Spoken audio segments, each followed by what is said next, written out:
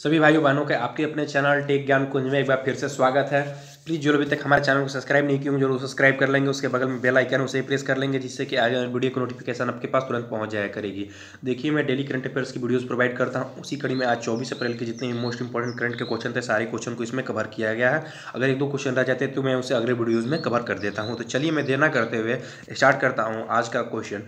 पहला क्वेश्चन क्या दिया हुआ है कि हाल ही में किसके द्वारा वॉश करो एप्लीकेशन लॉन्च किया गया। पूछा जा रहा है किसके द्वारा वॉश करो एप्लीकेशन लॉन्च किया गया। IIT Kanpur, IIT Delhi, IIT Bengaluru, IIT Ropar. तो इसका जो राइट आंसर हो जाएगा क्या हो जाएगा, आईआईटी दिल्ली। आईआईटी दिल्ली के द्वारा हाल ही में वॉश करो एप्लीकेशन को लॉन्च किया गया है। अच्छा, इसमें क्या बताया गया है तो इसमें जो भी वो कोरोना वायरस से संबंधित इसमें चेतावनी दी जाएगी, चाहे इसके बारे में जानकारी दिया जाएगा, ठीक है ना। तो इसमें वॉश करो एप्लीकेशन लॉन्च किया गया है किसके द्वारा, आईआईटी दिल्ली के द्वारा। सस्ता वेंटिलेटर की भी बात कर ले किसके द्वारा किया गया था, आईआईटी रोपड़ के द्वारा भी एक ही सस्ता वेंटिलेटर के द्वारा भी बनाया गया था, ठीक है। चलिए अगले क्वेश्चन पे चलते हैं। अगला क्वेश्चन क्या दिया हुआ है, हाल ही में स्वास्थ्य एवं परिवार कल्याण मंत्री के द्वारा इंटरैक्टिव प्लेटफॉर्म कोविड इंडिया सेवा लॉन्च किया गया है। फिलहाल में स्वास्थ्य मंत्री कौन है, पूछ रहा है कि हाल ही में स्वास्थ्य मंत्री जो है हमारे यहाँ के, उनके द्वारा भी क्या किया गया, कोविड इंडिया सेवा लॉन्च किया गया है। फिलहाल में स्वास्थ्य मंत्री कौन है, तो जनरली सभी लोगों को पता होगा, जिन लोगों को नहीं मैं बता दूं, डॉक्टर हर्षवर्धन जो है अभी फिलहाल में स्वास्थ्य मंत्री के पद पर कार्यरत है। अच्छा, कोविड इंडिया सेवा इसमें बताया गया है। तो इसमें जो भी होगा इसमें ट्विटर पर एक जानकारी दिया जाएगा। इसमें कोई भी समस्या आप लोगों को अगर है तो उसको प्रश्न के रूप में आप उसमें लिख सकते हैं, आप या उसको भेज सकते हैं जिसके बारे में आप लोगों को जानकारी दिया जाएगा। कोरोना संबंधित किसी प्रकार की जानकारी के लिए आपको एक कोविड इंडिया सेवा ऐप एक ट्विटर अभियान पे ट्विटर पे चालू किया गया है। ये एक अच्छी पहल है जिसके द्वारा किया गया है, डॉक्टर हर्षवर्धन के द्वारा किया गया है, ठीक है। चलिए अगले क्वेश्चन में चलते हैं। अगला क्वेश्चन क्या दिया हुआ है, विश्व पुस्तक एवं कॉपीराइट दिवस कब मनाया गया। पूछ रहा है कि विश्व पुस्तक एवं कॉपीराइट दिवस कब मनाया गया, 21 अप्रैल, 22 अप्रैल, 23 अप्रैल, इनमें से कोई नहीं। तो इसका जो राइट आंसर हो जाएगा क्या हो जाएगा, 23 अप्रैल। अच्छा, 23 अप्रैल को मनाया जाता है विश्व पुस्तक एवं कॉपीराइट दिवस। ये क्यों मनाया जाता है ये पूछा जा सकता है।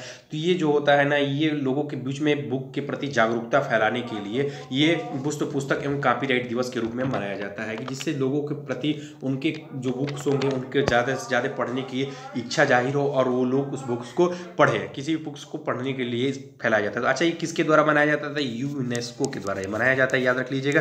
किसके द्वारा मनाया जाता है, यूनेस्को के द्वारा मनाया जाता है। अच्छा, अब यूनेस्को की बात कर ले तो यूनेस्को को फिलहाल में अध्यक्ष के पद पर कौन है, तो आद्रे अजोले हैं। आद्रे अजोले जो है फिलहाल में अभी अध्यक्ष के पद पर है। अच्छा, हम बात कर लिए यूनेस्को के अभी जो इस्टेब्लिश किया गया तो कब किया गया था, तो याद रख लीजिएगा 4 नवंबर 1946 को किया गया था। अच्छा, यूनेस्को और यूएन में काफ़ी ज़्यादा लड़कों को कन्फ्यूजन होता है, तो मैं बता दूं यूनेस्को को 4 नवंबर 1946 को किया गया था और 24 अक्टूबर, याद रख लीजिएगा, 24 अक्टूबर 1945 को किया गया था यूनाइटेड नेशन को, ठीक है। यूनाइटेड नेशन को ये यूनेस्को किया गया था। तो इस तरह की जो भी क्वेश्चन है आप लोगों को याद रखना चाहिए, ठीक है। अच्छा, अभी देखिए हेडक्वार्टर की बात कर ले यूनेस्को की। यूनेस्को का हेडक्वार्टर कहाँ पे है, तो इसका हेडक्वार्टर जो है पेरिस में है। पेरिस कहाँ पे है, तो फ्रांस में है। तो इस तरह की जो क्वेश्चन है आप लोगों को चेन बनाकर इस तरह के याद करने पड़ेगा क्वेश्चन में। अगला क्वेश्चन क्या दिया, हाल ही में किसके द्वारा ऑनलाइन प्रतियोगिता एक्टिविटी कोरोना आयोजित किया गया।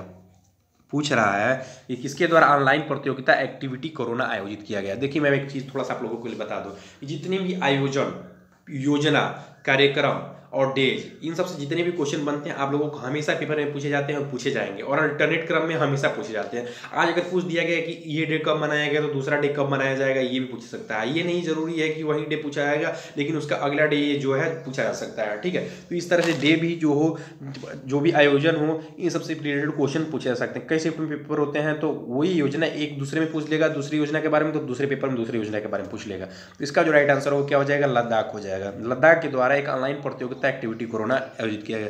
हालांकि भी कोरोना की वजह से काफी ज्यादा लोग लॉकडाउन है, घरों के अंदर कैद है। हालांकि गांव के जो लोग होते हैं उनको तो काफी ज्यादा इधर उधर थोड़ा सा जस्ट मूचिंग वगैरह कर लेते हैं, ठीक है, उधर घूम लेते हैं। लेकिन बात रही जो लोग घर में कैद रहते हैं, शहर के लोग जो 8-8 मंजिल 10-10 मंजिल पर, वो 1 मिनट के लिए भी घर से बाहर नहीं निकल पा रहे, उनके लिए क्या किया गया है, चाहे गांव के लोगों के लिए भी ऐसा किया गया है कि ये एक ऐप लॉन्च किया गया है जो कि इसके अंतर्गत जो भी क्वेश्चंस होंगे उनके बारे में एक जीके जीएस के रूप में अभी प्रतियोगिता लॉन्च किया गया। इसमें जो लोग भी होंगे इसमें शामिल हो सकते हैं और उसके बारे में टेस्ट को दे सकते हैं, ठीक है। इसमें कई चीज़ों के बारे में, प्रतियोगिता के बारे में, कई चीज़ों के बारे में इसमें पूछा जाएगा, ठीक है। तो अभी किसके द्वारा किया गया है, अभी लद्दाख के द्वारा किया जाएगा। अच्छा, पूछा जा सकता है कि राज्यपाल फिलहाल यहाँ पे कौन बने हैं, तो राधा कृष्ण माथुर बने हैं, याद रख लीजिएगा। राधा कृष्ण जो माथुर हैं जो फिलहाल में यहाँ पे क्या बने हैं, लद्दाख के उपराज्यपाल के पद पर कार्यरत हुए हैं, ठीक है।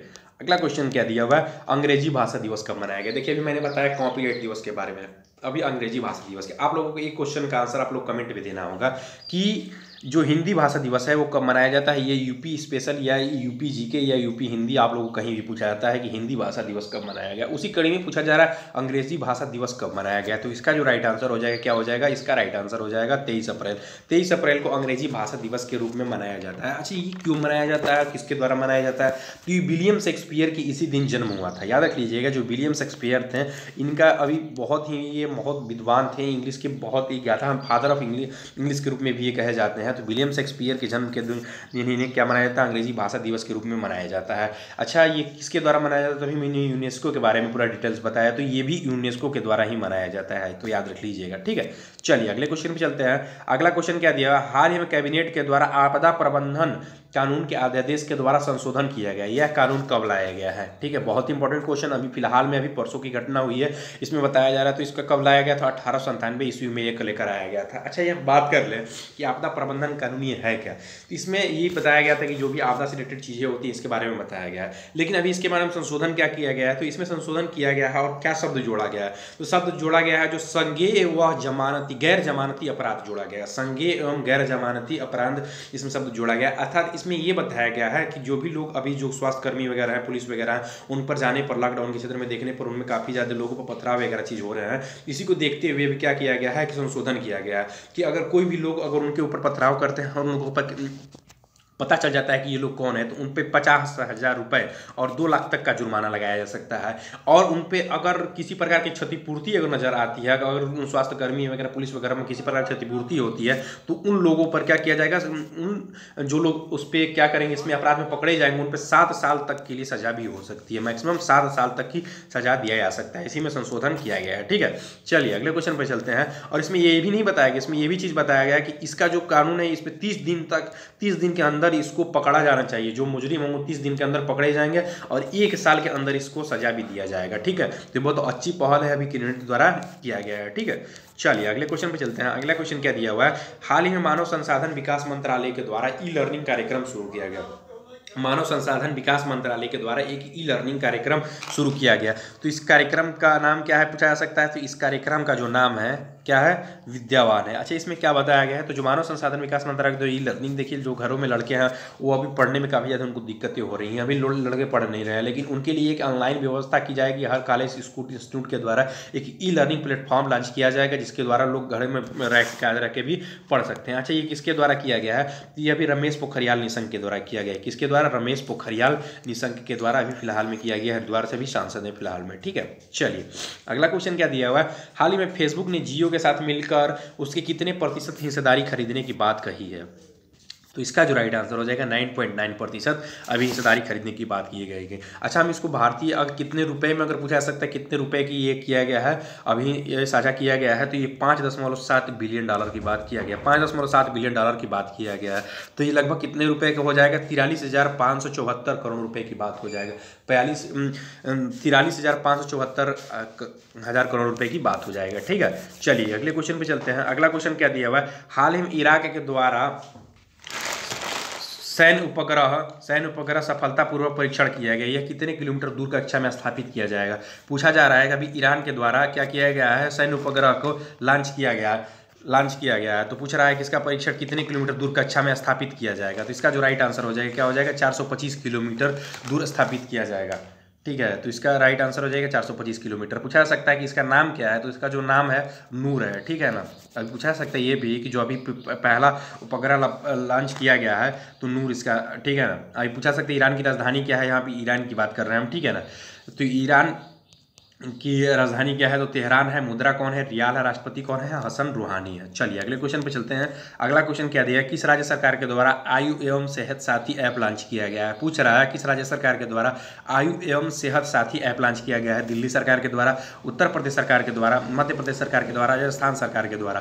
तो इसका जो राइट आंसर हो जाएगा क्या हो जाएगा? राजस्थान सरकार के द्वारा क्या किया गया है? आयु एवं सेहत ऐप लॉन्च किया गया है। अच्छा, इसमें बताया क्या गया है? तो इसमें जो बताया गया है कि जो भी लोगों को परेशानी होगी कोरोना संबंधित यानी बात की किसी प्रकार के आपको बीमारी से संबंधित परेशानी होगी तो उसमें लोग वीडियो कॉन्फ्रेंसिंग के जरिए डॉक्टर से आप जानकारी या सलाह मशवरा कर सकते हैं। ठीक है, इसी के बारे में बताया गया आयुर्वेद सेहत साथी ऐप के द्वारा आप जानकारी ले सकते हैं। अच्छा, सीएम राजस्थान की बात करें तो राजस्थान के सीएम कौन है, तो अशोक गहलोत हैं, और यहाँ पे अभी गवर्नर के रूप में कौन है, तो कलराज मिश्र है, याद रख लीजिएगा कलराज मिश्र। कैपिटल की बात कर लें तो जयपुर है। अच्छा, हमने कल क्वेश्चन आप लोगों को बताया था राजस्थान सरकार के बारे में ही कि अभी आईसीएमआर के द्वारा टेस्टिंग किट पर, रैपिड टेस्टिंग किट पर रोक लगा दिया गया है। तो अभी राजस्थान सरकार के द्वारा जो है रोक लगा दी। अच्छा, राजस्थान सरकार की बात क्यों इंपॉर्टेंट बनती है, तो इसलिए कि रैपिड टेस्ट किट है ये, हालांकि कई राज्यों में भेजे जा चुके थे, लेकिन इसका जो सबसे पहला टेस्ट किया गया इसमें राजस्थान में किया गया। तो राजस्थान के द्वारा ही अभी टेस्ट करने के बाद से इसमें काफ़ी ज़्यादा गड़बड़ी पाई गई, जिसकी वजह से इस पर रोक लगा दिया गया आईसीएमआर के द्वारा कि हम 2 दिन तक इस पर जाँच करेंगे। जाँच करने के बाद से अगर इस पर अगर पूरी तरह से अगर सही पाया जाता है तभी इसको यूज़ किया जाएगा, अर्थात इसे चीन में वापस कर दिया जाएगा। ये चीन के द्वारा इसमें इस किट को खरीदा गया था। हालांकि ये चीन जो कई देशों में खराब किट भेजने की बात सामने आई थी, जिसके बाद से भारत में भी इस पर रोक लगा दिया गया था। ठीक है, चलिए कुछ क्वेश्चन आप लोगों के लिए मैं नोट्स के रूप में रखता हूं, जिसका राइट आंसर आप लोगों को मैं दिया रहता हूं। ठीक है, क्या दिया हुआ है, हाल ही में फार्मूला 1 स्पोर्ट्स से चीन वर्चुअल ग्रैंड प्रिक्स जीतकर चैंपियनशिप अभी कौन बने हैं, चार्ल्स लेलकर बने हैं। देखिए ये इंपॉर्टेंट क्यों बन जाता है, ये इंपॉर्टेंट ये बन जाता है इसलिए बन जाता है कि जितने भी ग्राफी होते हैं वो किसके द्वारा जीते जाते हैं, तो वो वेल्टेरी बोटास या हैमिल्टन के द्वारा जीते जाते हैं, क्योंकि जितने रेस होते हैं मैक्सिमम वेल्टेरी बोटास या हैमिल्टन ही लगभग जीत लेते हैं। हम बात करें तो लगभग 9/1 के रेशियो में ये लोग जीत लेते हैं। ठीक है, ये 2 लोग जो होते हैं 9 के रेशियो में आते हैं, बाकी 1% में सारे लोग आते हैं। तो चार्ल्स लेलकर ने अभी हाल में क्या जीत लिया है, चीन वर्चुअल ग्रैंड प्रिक्स के रूप में चैंपियनशिप रूप में जीत लिया है। अच्छा, अगला क्वेश्चन क्या दिया हुआ है, हाल ही में फिजी देश के पूर्व प्रधानमंत्री लाइसिनिया कर्से का निधन हो गया। अभी पूछा जा सकता है क्वेश्चन आप लोगों के पेपर में इस तरह कि हाल ही में किस देश के पूर्व प्रधानमंत्री का निधन हो गया, 4 ऑप्शन दिया जा सकता है। तो इसका जो राइट आंसर हो जाएगा फिजी देश के पूर्व प्रधानमंत्री का निधन हो गया। अब इनका नाम भी पूछा सकता है कि हाल ही में फिजी देश के जो प्रधानमंत्री बने हैं उनका नाम क्या है, तो लाइसिनिया कर्से इनका नाम है। ठीक है, अगला क्वेश्चन क्या दिया हुआ, हाल ही में आईआईटी मंडी के द्वारा हाई स्पीड मैग्नेटिक रैम विकसित किया गया है। अभी हम बात कर ले आईआईटी मंडी के बाद, तो आईआईटी मंडी जो है ये कहाँ की आईआईटी है, तो ये हिमाचल प्रदेश की आईआईटी है। याद रख लीजिए कि हिमाचल प्रदेश की आईआईटी है आईआईटी मंडी, इसी के द्वारा क्या किया गया है, एक मैग्नेटिक रैम को विकसित किया गया है। ठीक है, चलिए अगला क्या दिया हुआ है, हाल ही में हुआई टेलीकॉम इंडिया के डेविड ली ने अपना सीईओ बनाया है। देखिए आप लोग सीईओ जितने भी क्वेश्चन होते हैं मैक्सिमम रेलवे में इसी प्रकार के क्वेश्चन पूछे जाते हैं, क्योंकि जितने भी सीईओ से क्वेश्चन होते हैं हर पेपर में आप लोगों को देखने को मिल सकते हैं। ठीक है, तो सीईओ और एमडी से क्वेश्चन पूछे जाते हैं। तो अभी हुआई टेलीकॉम इंडिया ने अभी किसको अपना बनाया है सीईओ, तो डेविड ली को क्या बनाया है, अपना सीईओ के पद पर बनाया है। ठीक है, और मैं बता दूं कि देखिए आप लोगों के लिए आंसर की भी मैं प्रोवाइड कर देता हूं, तो प्लीज़ जो भी अगर हमारे वीडियोस की पीडीएफ चाहते हैं तो आप लोग हमारे टेलीग्राम ग्रुप से आप जाकर देख सकते हैं। आप लोगों को टेलीग्राम का लिंक जो डिस्क्रिप्शन में दे दिया गया, आप वहाँ से जाकर आप क्लिक करके आप लोग टेलीग्राम पे हमारे टेक ज्ञान कुंज के नाम से हमारा टेलीग्राम है, आप वहाँ से जाकर क्या करेंगे, टेलीग्राम से जाकर पीडीएफ आप प्राप्त कर सकते हैं। तो प्लीज़ जो भी तक हमारे चैनल को सब्सक्राइब नहीं किया जरूर सब्सक्राइब कर लेंगे, और अभी तक हमारे अगर वीडियोस की अगर हिस्ट्री अगर पॉलिटिक्स इन सब की वीडियोस को अगर साइंस वगैरह वीडियोस को अगर नहीं देखे होंगे तो प्लीज़ जालो आप उन वीडियोस को भी देख सकते हैं। और हाँ दोस्तों, अगर अच्छा लगे तो लाइक कीजिएगा। थैंक यू दोस्तों, थैंक यू।